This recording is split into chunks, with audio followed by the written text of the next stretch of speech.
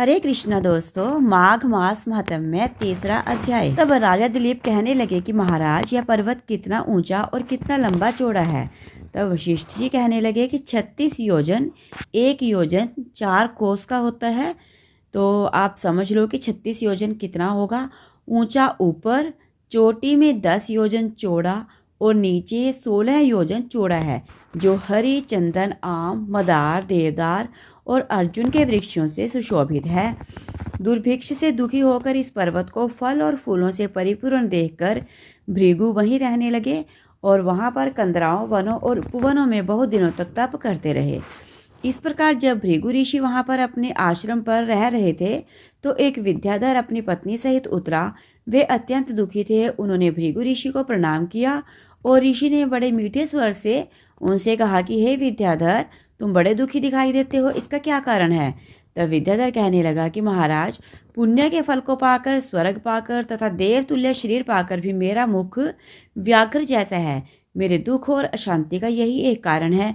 न जाने किस पाप का फल है कि मेरे चित्त की व्याकुलता का दूसरा कारण भी सुनिए। मेरी पत्नी अति रूपवती, मीठा वचन बोलने वाली, नाचने गाने की कला में अति प्रवीण, शुद्ध चित्त वाली, 7 सुरों वाली, वीणा बजाने वाली, जिसने अपने कंठ से गाकर नारद जी को प्रसन्न किया है, नाना स्वरों के नाद से वीणा बजाकर कुबेर को प्रसन्न किया है, अनेक प्रकार के नाच ताल से शिवजी महाराज भी अति प्रसन्न और रोमांचित हुए। शील, उदारता, रूप तथा यौवन में स्वर्ग की कोई अप्सरा भी इस जैसी नहीं है।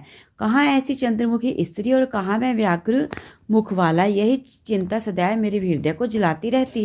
विद्याधर के ऐसे वचन सुनकर तीनों लोकों की भूत, भविष्य और वर्तमान की बात जानने वाले तथा दिव्य दृष्टि वाले ही ऋषि कहने लगे कि हे विद्याधर, कर्म के विचित्र फलों को प्राप्त होकर ज्ञानी पुरुष भी मोह को प्राप्त हो जाते हैं। मक्खी के पैर के जितना भी विष प्राण लेने वाला हो जाता है। छोटे छोटे पापों का फल भी अत्यंत दुखदायी हो जाता है।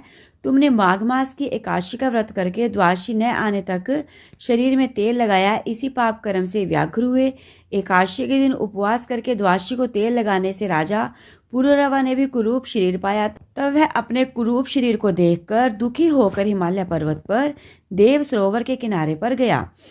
प्रीतिपूर्वक शुद्ध स्नान कर कुशा के आसन पर बैठकर भगवान कमल नेत्र, शंख, चक्र, गदा, पद्य के धारण करने वाले पीताम्बर पहने, वन माला धारण किए हुए विष्णु का चिंतन करते हुए राजा पुरुरवा ने 3 मास तक निराहार रहकर भगवान का चिंतन किया।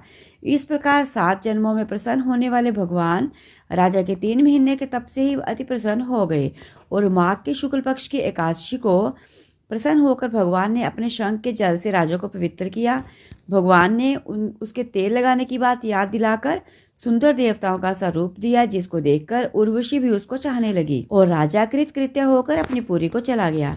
भृगु ऋषि कहने लगे कि हे विद्याधर, इसलिए तुम क्यों दुखी होते हो। यदि तुम अपना ये राक्षसी रूप छोड़ना चाहते हो तो मेरा कहना मानकर जल्दी ही पापों को नष्ट करने वाली हेमकूट नदी में माघ में स्नान करो, जहाँ पर ऋषि सिद्ध देवता निवास करते हैं।